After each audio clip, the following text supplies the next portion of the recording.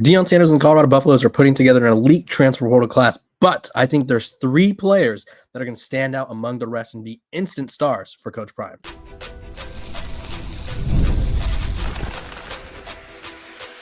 You are Locked On Buffs, your daily podcast on the Colorado Buffaloes, part of the Locked On Podcast Network, your team every day.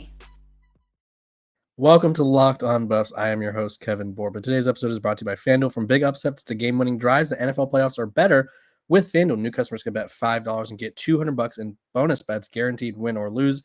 Visit FanDuel.com to get started. We are also brought to you by the Locked On Podcast Network. It's your team every day for free and available wherever you get your podcast. So thank you guys for making me your first listen of the day. We're free and available wherever you get your podcast, like I said. And thank you for being an everydayer if you are, which if you don't know what that is, you guys are the people that make the show possible. You like, you subscribe, you comment, and we have fun in the comment section every single day. So let's dive right into it. The Colorado Buffaloes, they built an elite transfer portal class last year and are looking to build off of it again. The class has a mixture of a little bit of everything, right? It's got your trenches guys, it's got your secondary members, it's got a receiver, it's got some linebackers, and it's got a quarterback. But I'm going to go through the three players who I think will be instant stars for the Buffs, starting with Tulsa wide receiver transfer Joseph Williams, who they actually flipped from Utah. So if you guys aren't familiar with Joseph Williams, he was a three-star recruit from Arlington, committed to Utah for about 4 or 5-ish days, and then flipped to Colorado after taking a trip to Boulder. 6'2", 195. He was the American Athletic Conference Freshman of the Year, had nearly 600 receiving yards and 3 touchdowns. And I think he's a guy that comes in, steps into that role, because that role being a key receiver, a favorite target, a pivotal point, or a point of emphasis, in the offense, because you lose Travis Hunter, right? Obviously, you're losing a corner, but you're losing a top receiver. You lose LeJounte Wester. You lose Will Shepard. And you just look at this, we'll just look at, this is what Colorado's losing. And I know you guys are good at math, so you can math with me. You're losing 96 catches and 1,200 yards and 15 touchdowns from Travis, 74 catches, 930 yards and 10 touchdowns for LeJounte, 48 catches, 620 yards and 6 touchdowns for Will Shepard, that is. Jimmy Horn had 37 catches for 441 yards and a touchdown, and that was despite being injured. So you're losing a large chunk, a majority of your passing attack in terms of receiving. You're losing your quarterback, obviously. So whoever's playing quarterback needs a reliable target and someone who's been there, done that. And I think Joseph Williams has been there, done that in his 1 year in college football. And I think in a more pass-friendly offense with a better quarterback, he should be poised for an even bigger year. And I think he'll help ease along Draylon Miller, who had a pretty solid season himself with 32 catches and 3 touchdowns, and Amarion Miller, who's kind of been that guy that breaks out every, it feels like every 7th game of the year. He's just okay, Amarion Miller is going to break out real quick, and then we won't hear from him again. Granted, he got injured this time around. Last year, they kind of just faded him out of the rotation. But Amarion Miller, Draylon Miller, those guys are young. They're inexperienced. Terrell Timmons, same thing. So to have a guy who could come in, be the number one guy, and also take the pressure off the other youngsters, I think is a pretty big deal. So I think Joseph Williams, instant star for the Colorado Buffaloes. Let's talk about who's going to be throwing him the ball. Caden Salter, Conference USA MVP in 2023. I think had Liberty, if the playoff was around back then, they would have made the playoff. It's one of those things where you have to understand that you have a quarterback is the most important aspect of winning in college football, right? If you have a good quarterback, it can win you a ton of games. And Caden Salter is a really good quarterback, and I'm excited to see what he could do in an offense that I think we're going to really see Pat Shurmur's offensive mind, right? I think he got, I won't say bailed out, but he had the ability to sort of lean on Travis, lean on Shador, never commit to the run game. And now you don't have Shador throwing the ball. You don't have Travis in the loaded group of receivers like you did last year, which you have some talented ones, but none of these guys are experienced outside of Joseph. A couple of them have some experience, but nothing crazy. None of them have been the guy outside of Joseph Williams. So you bring Caden Salter, and one proven passer. He has nearly 60 career touchdowns under his belt, 17 picks. But I think the most interesting aspect of his game is his legs, right? He's rushed for over 2,000 yards across his career, 21 rushing touchdowns. And I think he opens up the run game for Colorado, brings a new dynamic that not even Shador Sanders could bring, because Shador, while he was more athletic than people give him credit for, he wasn't a willing runner, right? He would run he would avoid the rush. He'd move up in the pocket. He'd scramble around to throw. Kaidon Salter's a guy that will, if his read is not there, he's going to take off downfield and make some plays with his legs. And obviously, the more opportunities you have to move the ball down the field, the more opportunities you have to score, and the more opportunities you have for your offense to be putting you in a position to win games. And so I think Kaidon Salter's ability to use his legs, I would like to see him develop even more as a passer. And I think he'll have better weapons now than he's had throughout his career. And so Pat Shermer, I'm really looking to see what he brings to the table and how he uses Kaidon Salter, because Kaidon Salter, talented guy. I think he's realistically one of the better quarterbacks in the Big 12 right now. I think if I had to rank the Big 12 quarterbacks, and this is no specific order, it'd be like Sam Leavitt, from Arizona State. It'd be Sawyer Robinson from Baylor. It would be Devin Dampier from Utah, and Kaidon Salter's in that mix, right? I think the Big 12 is very much up for grabs in terms of what they're going to be fielding in terms of quarterback play, right? It's going to be a lot different. You're losing, and Jake Retzlaff is also up there, but you're losing a guy like Shedeur Sanders. Oklahoma State didn't really have a good quarterback situation. Utah, I don't think they're going to have Cam Rising anymore. When he was healthy, he was a really good quarterback. And so I think the Big 12 quarterback situation will look a little bit different, and I think Kaidon Salter will probably be near the top of it. Jalen Daniels is another guy, but that's my second transfer. Now let's go over to the defensive side of the ball. I think this guy has star potential written all over him. Martavius French, the linebacker out of UTSA. He's a guy who benefited from the Diego Pavia rule. So everyone go think Diego Pavia. So he started his career as a recruit. He's a Memphis, Tennessee, 4-star guy. Ended up starting at Tennessee, or making it to Tennessee. Spent a year at a JUCO, and then he spent a year at Hutchinson Community College, which is one of the top JUCOs in the country. Then ends up at UTSA, where I would say he's one of the better linebackers in the country. And I think also it's worth noting Colorado lost both of their linebackers, right? I'm pretty sure they were looking at this linebacker depth, going, "Oh my!" Right? We are not going to have Nakai Hill-Green sort of breaking up big plays. We're not going to have Levante Bentley being that guy for us. And so you're getting an experienced guy. He's a senior, 6'2", 225, 80 total tackles this past season, a sack, 3 pass deflections. He had a really good coverage grade according to PFF, and which is good because obviously he may have to cover some guys over the middle, which is where Colorado's struggled defensively, is those crossing routes. We all know those dreaded crossing routes. But I think Martavius French steps in right away, and I think he could assume a leadership role on defense. He had a bunch of big programs coming after him. They were throwing big NIL offers at him, but he picked Colorado. He felt that Colorado was the best place for him. And I think when a guy is that committed to playing for a coach like Coach Prime, I think you're going to get maximum results. I think you're going to get really good sort of buy-in from him and the guys around him. Like when I've had multiple transfers that are transferring into Colorado come on the show, and they both said the one thing that stood out about Travis and Shedeur was they're best players, or they were the best players, but they also had the best attitudes and the most buy-in. And so for Colorado, they need to sort of keep that trend up because they no longer have Shedeur and Travis. So they need the new leaders of the team to also be the best players, because I think that makes it easier for everyone else to fall in line and sort of keep the culture headed in the right direction. So those are my three guys, that I think will be the biggest stars right away for Colorado. You guys comment below which transfer or transfers do you think will have an instant impact for the Buffs. When we come back, I'm going to be talking about the NFL rumors and set the record straight. This episode of Locked on Buffs is brought to you by Rocket Money. Did Rocket Money help you find any subscriptions you forgot that you were paying for twice? That definitely happened to me. I had a few subscriptions that I didn't even realize I was paying for, and Rocket Money made it so easy to track them all down. It's like having a personal assistant for your finances. Rocket Money is a personal finance app that helps find and cancel your unwanted subscriptions, monitors your spending, and helps lower your bills so you could grow your savings. It brings everything together in one place, whether it's subscriptions, your spending habits, or even the goals you want to hit this year. Rocket Money has over 5 million users and saved a total of $500 million in canceled subscriptions, saving members up to $740 a year when using all the app's premium features. For me, one of the best features is a subscription tracker. I've used it to cancel services I wasn't using anymore, and I've already saved a ton. Plus, with their goals feature, I've been able to automatically set aside money for my future. I got a wedding coming up, so no more stressing about budgeting every month because I got Rocket Money helping me out, helping me save money where I can. Cancel your unwanted subscriptions and reach your financial goals faster with Rocket Money. Go to rocketmoney.com/lockedon today. That's rocketmoney.com/lockedon, rocketmoney.com/lockedon.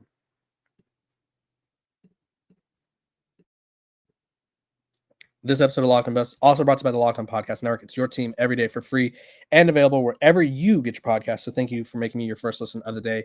We're free and available wherever you get your podcast. So make sure to like, subscribe, follow, become an everydayer. We're approaching 7,000 subscribers, and I would love to get there really soon so that way I can unveil some really cool interviews that we got coming up. So make sure to stay tuned for that. Let's talk about the NFL rumors surrounding Coach Prime. And I think I need to set the record straight because a lot of people are in their feelings in the comment sections of my last videos. So let me just preface this, right? I think a lot of people, when I discuss Coach Prime being a a candidate, a rumored candidate for other jobs, I think people confuse that, and that's okay. I think sometimes we struggle with listening, and sometimes we just want to jump to conclusions. I think people are interpreting that as me saying, "Hey, I want Deion Sanders to leave Colorado because I think it'd be hilarious or whatever. Like, I think Deion Sanders is a fit for this job." No, that's not me saying that at all. I think Deion Sanders is great at Colorado. I think he's sort of boosted a program up, not even sort of, he's boosted a program up that was in the trenches of college football, right? Colorado was irrelevant. It was forgotten. It was an afterthought in the college football space. He's boosted up the local economy, and I think a lot of people don't realize that. But when Colorado has games, money's skyrocketing because people are traveling to watch their games. Their games are selling out, right? Local businesses are as bought in as ever. I think he's been a great figure in the community, as we saw with him and Miss Peggy. I think he's just sort of a guy who understands how to lift up a community, lift up a program. So I love what he's doing with the program, love what he's doing with the community. And I think he's honestly a really good coach in terms of he's a good CEO. He knows when to relinquish power. He knows sort of who to lean on, and we're seeing that. We saw that with Robert Livingston on defense. We saw that with Pat Shermer at times on offense, where Coach Prime said, "Hey, lead the way because I trust you." Like Coach Prime could call an offense, right? He did it when he was coaching high school. He could probably call a defense if he wanted to, but he puts his trust in others, and I think he's all around a really good coach. So when I talk about Coach Prime being a candidate or sort of being discussed as a candidate for the Raiders job or the Florida State job or whatever job it is, it's not me saying that I want that to happen. It's me saying other people recognize how good Coach Prime is. And if you get upset that people are talking about Coach Prime as a candidate for their jobs, you're basically ignoring how good Coach Prime is doing, right? It's not me saying I want him to leave. Why would I want him to leave the team I cover when obviously Coach Prime is one of the biggest stories in college football? Well, that's just asinine, right? I would never want that to happen. I like what he's doing for the program. I like what he's doing for the community, and I also enjoy covering him. So Coach Prime being a candidate for these jobs, I talked about the Raiders job specifically yesterday because the Raiders job is the one where I think most people sort of felt that there was a connection between him and the NFL, right? If he were to leave for the NFL, many people thought it would be to coach his son Shador. Many thought it would be for one of those things where you have to it's one of those things. The Raiders job is a job where he gets a chance to coach his son. Would probably get a chance to bring in Shiloh. And I think in Las Vegas, he'd have a chance to sort of be, because in the NFL, it's very rare that a coach is like the famous person on the team. Like Andy Reid is never going to be more famous than Patrick Mahomes. Mike McCarthy never going to be more famous than CeeDee Lamb or Micah Parsons. Mike McDaniel never going to be more famous than Tua. Kyle Shanahan never going to be more famous than Christian McCaffrey or whoever it is. Fred Warner. Like Coach Prime is the one NFL coach, or would be the one NFL coach where I think he'd outshine his team. And whether or not they like that at the NFL level, I don't know. But I think the people who are talking about Coach Prime as a candidate see his value as a CEO guy, how he manages a team. I think they see his value as someone who has been there, done that, as one of the best players to ever play the game.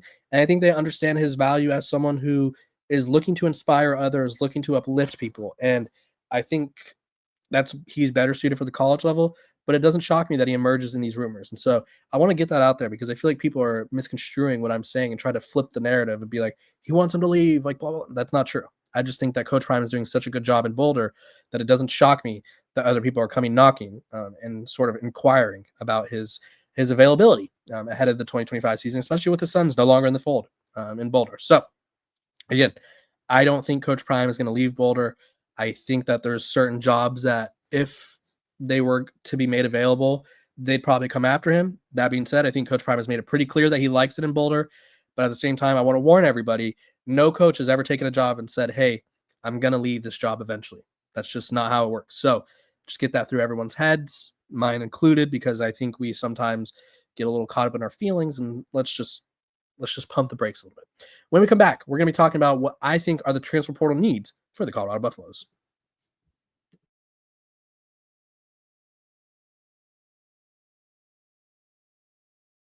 Welcome back to Locked on Buffs. I appreciate you guys for tuning in every single day, making me your first listen of the day. We're free and available wherever you get your podcast. So thank you for making me your first listen. Like I said, free and available wherever you get your podcast. Make sure to like, subscribe, follow, become an everydayer.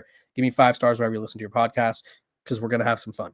Transfer portal needs. Colorado has already gotten off to a really good start. I had a good question in my comment section today, because I kept talking about how, and I still see that, I still think Colorado's going to bring in a few more guys, but the question was, because I said Coach Prime is good for about 50 transfers. And the question was, is he going to bring in 50 guys when he has a lot of guys that are holding over? Great question. I don't think it's going to be 50 this year. I'd probably say around 25 to 35 range. I think there's still a lot more work to be done. But I look at what they're targeting, and we're seeing an emphasis on the trenches, and we're seeing an emphasis at linebacker, a lot of defense, actually. So this is where I think Colorado needs to really key in here in the transfer portal. I think you need more offensive linemen, right? Zarian McGill, really like what he brings to the table as a center. I think he'll be the starting center next year. I think he sort of pushes Cash Cleveland out of that role. 35 starts under his belt, or 35 games under his belt. Was a second team all Sun Belt type of guy. 6'2", 308, big bodied. I think he has the experience and sort of the resume to sort of slide right into that starting spot.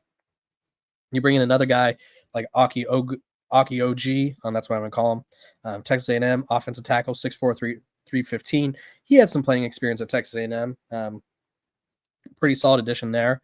Then you also have, sorry, I was scrolling through my list here.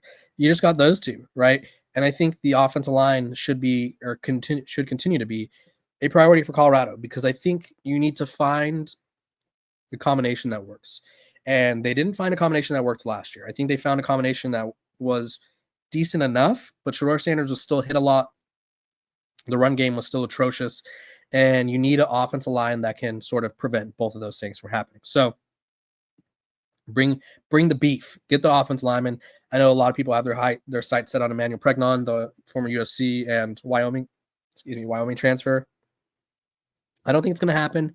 He's been linked to a couple SEC and Big Ten programs, and Colorado kind of seems like an afterthought. I'd be surprised if they get him, but you never know what could happen in the portal. Another position of need, I think, is receiver. I know they got Joseph Williams, and I think he's going to be one of the stars, like I mentioned earlier. But I don't like how shallow they are at receiver. I think I have a lot of expectations for the Miller duo. I want to call them the Miller brothers, even though they're not brothers. The Miller duo. I'm very high on them, but Omarion is coming off an injury. I think you have Cam, Michael McCall, who's another guy that could come in, play right away. Didn't get to play a lot this past year, obviously, because of some setbacks, but I just feel like they need more, right? More firepower. There's quite a few receivers in the transfer portal right now where it's like, I think you just got to take a flyer on them, right? I don't know if you could just look at the guys you have right now and be like, yes, we're set at this position, because I think it should be all about bringing in the top talent available, or the top talent that you can. And I think one of the things about Colorado is they should always have a lot of receivers interested, because it's going to be such a pass heavy offense. And so you look at the portal, and there's guys like Caden Robinson from App State. He's 6'2", 205. And this isn't me saying that Colorado's linked to these guys, but these are just guys that would stand out to me if I was looking in the portal. Desmond James, 6'2", 196 from Arkansas. Cortez Brem from Nevada. There's a lot of guys out there, and I don't know if they're going to dabble in any of them or bring in any of them, but I don't think it would hurt to bring in more wide receiver talent. So more offense line, more wide receiver talent. And honestly, I think you need more talent at corner. And I'm pretty excited to see what they do at corner. Obviously, losing Travis Hunter is a big deal. He's the best corner in college football, despite what that one award says. But You have Makari Vickers from Oklahoma. You took a flyer on him, had some troubles staying on the field, didn't play a lot, but former blue chip guy. I think you bring in a couple more corners, right? I think it doesn't hurt to have a lot of depth at corner. Obviously, these quarterbacks around the country are as talented as ever, and I think Colorado needs to really have a lot of corners to have options, injury assurance, and just depth. It doesn't hurt. So you guys comment below, what position do you think Colorado needs to target the most in the portal? I apologize for the voice. I'm a little under the weather, but I appreciate you guys for tuning in every single day, making me your first listen of the day. We're free and available wherever you get your podcast. Make sure to like, subscribe, and follow, and I will see you guys tomorrow.